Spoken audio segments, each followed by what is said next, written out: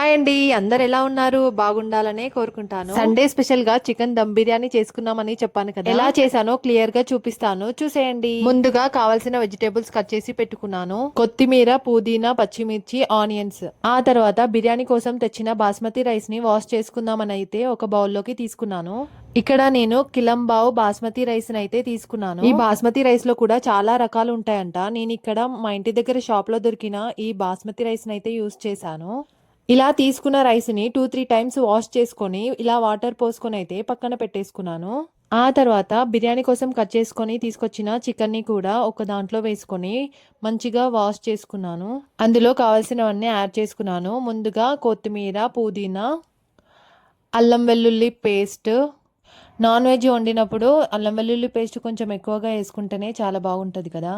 అలా సరిపడా అల్లం వెల్లుల్లి పేస్ట్ తీసుకొని 4 టేబుల్ స్పూన్స్ కారం అయితే వేసుకున్నాను. నేను ఇక్కడ కిలో చికెన్ వండేటప్పుడు ఎంత కారం వేస్తానో ఇందులో కూడా అంతే కారం యాడ్ చేశాను. నేను ఇక్కడ పట్టించిన కారం అయితే యూజ్ చేస్తున్నాను. కారంకి సరిపడా 4 టేబుల్ స్పూన్స్ సాల్ట్ ని కూడా వేసుకున్నాను. 1 టేబుల్ స్పూన్ పసుపును కూడా యాడ్ చేసుకున్నాను. అలాగే ఒక లెమన్ ని కూడా కట్ చేసుకొని ఒక హాఫ్ అయితే పిండేసుకున్నాను. ఆ తర్వాత కావాల్సినన్ని పచ్చిమిర్చి తీసుకొని ఇలా నేను వీడియోలో చూపిస్తున్నట్టుగా చుంచి అందులో వేసేసుకున్నాను. పచ్చిమిర్చి నచ్చని వాళ్ళు స్కిప్ చేసేయండి. ఇక్కడ పచ్చిమిర్చి వేసుకుంటేనైతే టేస్ట్ బాగుంటుంది అనేసి అయితే నేను ఇక్కడ యాడ్ చేశాను.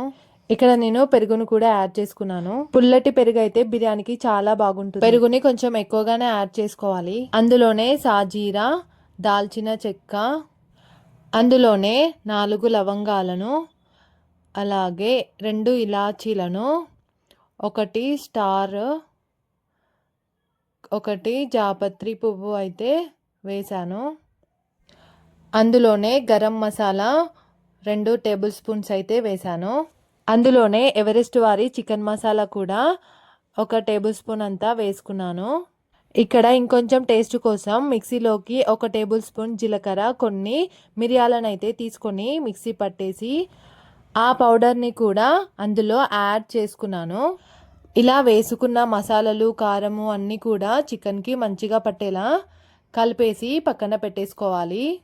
అది ఒక 30-40 మినిట్స్ పక్కన పెట్టేసుకోవాలి. మనము బ్రౌన్ ఆనియన్స్ అవన్నీ కూడా చేసుకునే లోపు టైం ఎలాగో అయిపోతూ ఉంటుంది. ఇక్కడ బ్రౌన్ ఆనియన్స్ కోసం అయితే ఒక ప్యాన్ పెట్టుకొని సరిపడా ఆయిల్ వేసుకొని ఇలా ఆనియన్స్ని అయితే వేసుకున్నాను. వేసిన ఆనియన్స్ను ఎప్పటికప్పుడు కలుపుతూ బ్రౌన్ కలర్ వచ్చే వరకు వేగనించాలి.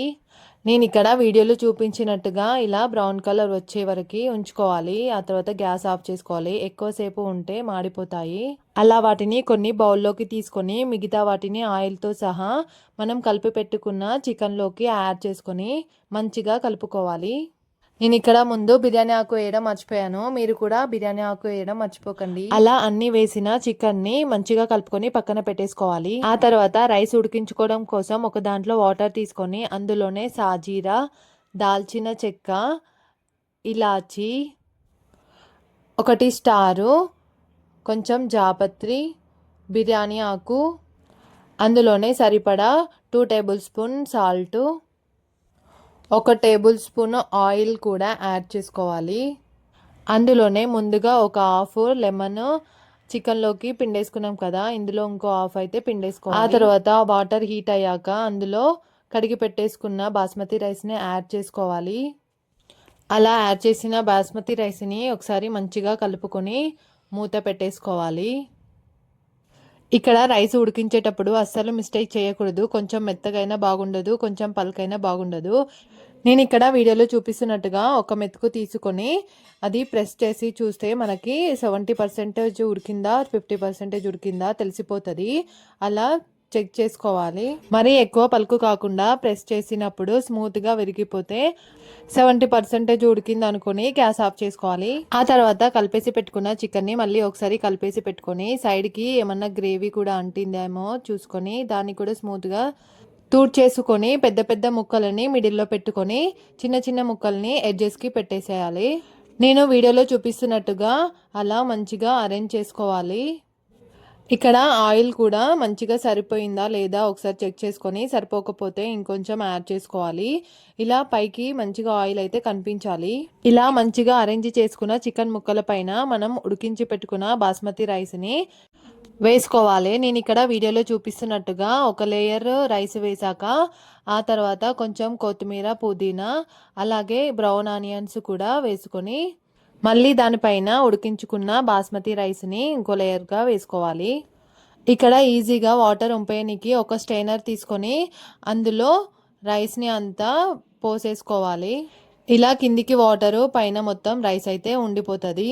దాన్ని కూడా అందులో వేసేసి దానిపైన మళ్ళీ కొంచెం పుదీనా, కొత్తిమీర, బ్రౌన్ ఆనియన్స్ వేసుకొని అందులోనే కొన్ని రైస్ని ఉడికించుకున్న వాటర్ని ఒక 2-3 స్పూన్స్ అయితే పైన చల్లుకోవాలి. ఇలా వాటర్ పైన చల్లుకోవడం వలన 70% ఉడికిన రైస్ 100% మంచిగా కుక్ అయితే అవుతుంది. గీ ఉన్న వాళ్ళు ఇక్కడ కొంచెం గీ యాడ్ చేసుకోండి. ఆ తర్వాత గ్యాస్ ఆన్ చేసుకొని నేను వీడియోలో చూపించినటువంటి ప్యాన్ ఉంటే అలాంటి ప్యాన్ అయితే కింద పెట్టేసుకొని పైన మనం చికెన్ రైస్ ప్రిపేర్ చేసుకున్న కుండి అయితే పెట్టేసుకోవాలి.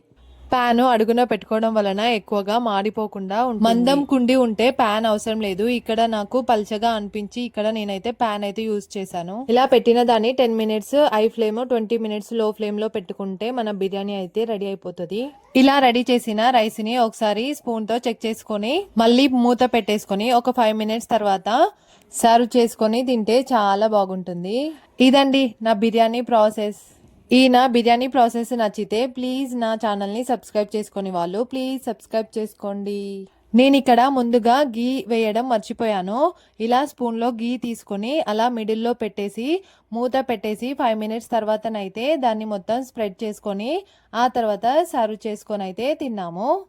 ఇలా వైట్ రైస్ కొంచెం ఒక బౌల్లోనైతే తీసేసుకున్నాను. ఆ తర్వాత ఇంకో దాంట్లో దాన్ని అయితే కుమ్మరించేసాము.